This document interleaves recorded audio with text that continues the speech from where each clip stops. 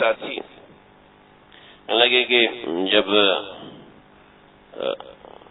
مدینہ شریف میں حاضری ہوئی تو میرے قلب میں بڑا قلق تھا کہ زندگی بہت ہی گھٹیا ہے، بیکار ہے، گندی ہے، کیسے گزاری ہے، کس منہ سے آقا کے دربار میں جاؤں، کس منہ سے وہاں پہ جا کے سلام پیش کروں.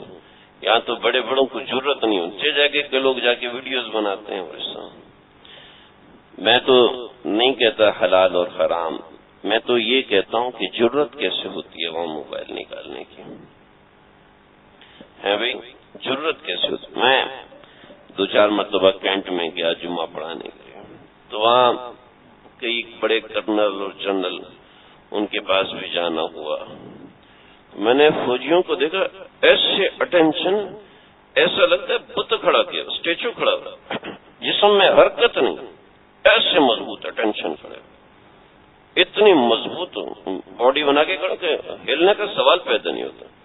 یہ جنرل کرنل کیا بیچتے ہیں رسول اکرم صلی اللہ علیہ وسلم کے سامنے کہ وہ اپنا صرف سر نہیں ہلائے گا، سر کو حرکت نہیں دے گا. پتہ چلے گا کہ زندہ انسان اس کی پلکوں کی حرکت سے، اس کے علاوہ نہ اس کے ہونٹ ہلیں گے نہ کچھ ہلے گا. جب وہ اسٹینڈ ایزی کرے گا تب وہ سکون سے کھڑا ہوگا، ورنہ وہ اٹینشن کھڑا ہے. کیونکہ مجال نہیں کہ وہ بیٹھ جائیں، 8-8 گھنٹے کھڑے ہوں گے، مجال نہیں کہ وہ اپنی جگہ سے ہل جائیں، بس شوٹ کریں گے. تو ان جرنیلوں کا کیا مقام ہے رسول اللہ صلی اللہ علیہ وسلم کے سامنے؟ ان کے سامنے جا کے موبائل ویڈیو بنا رہے ہیں. اما دیکھو میں کھڑا ہوں، استغفر اللہ، اسٹیٹس پہ لگا رہے ہیں لوگوں، دیکھو میں روزہ رسول. خیر میں نہیں کہتا یہ جائز اور ناجائز اور حرام اور حلال، میں تو کہتا جرت کیسے ہوتی ہے. آپ صلی اللہ علیہ وسلم تم سے 10 فٹ کے فاصلے پر.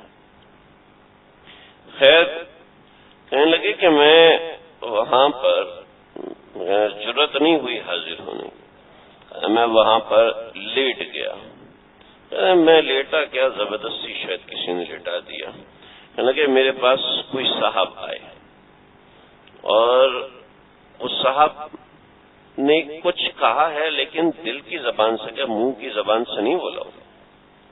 انہوں نے ایک بات کہی کہ کیا جرم کر رہے ہو. تو وہ الفاظ کا سانچہ میں بنا رہا ہوں، ورنہ یہ الفاظ نہیں.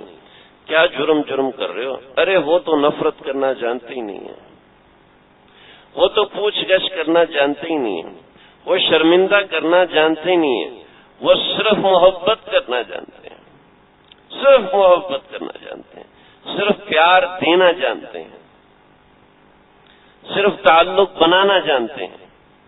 تعلق خراب کرنا نہیں جانتے، وہ جانتے ہی نہیں ہیں. آپ یہ سمجھو کہ وہ جانتے نہیں ہیں. چنانچہ ہمارا واسطہ جس ذات سے پڑا ہے، ہمارا واسطہ جس رسول سے پڑا ہے، ارے وہ سراپا محبت ہے. سراپا بہت چھوٹا لفظ ہے، اس کی محبت کی بڑائی بتائی نہیں جا سکتی. میں صرف ایک حدیث آپ کے سامنے پیش، حدیث کا مفہوم. اللہ تعالیٰ نے محبت کے 100 حصے کیے ہیں. حدیث کا مفہوم ہے محبت کے 100 حصے کیے جائیں، 100 حصوں میں سے ایک حصہ اللہ نے تمام مخلوقات میں بانٹا ہے.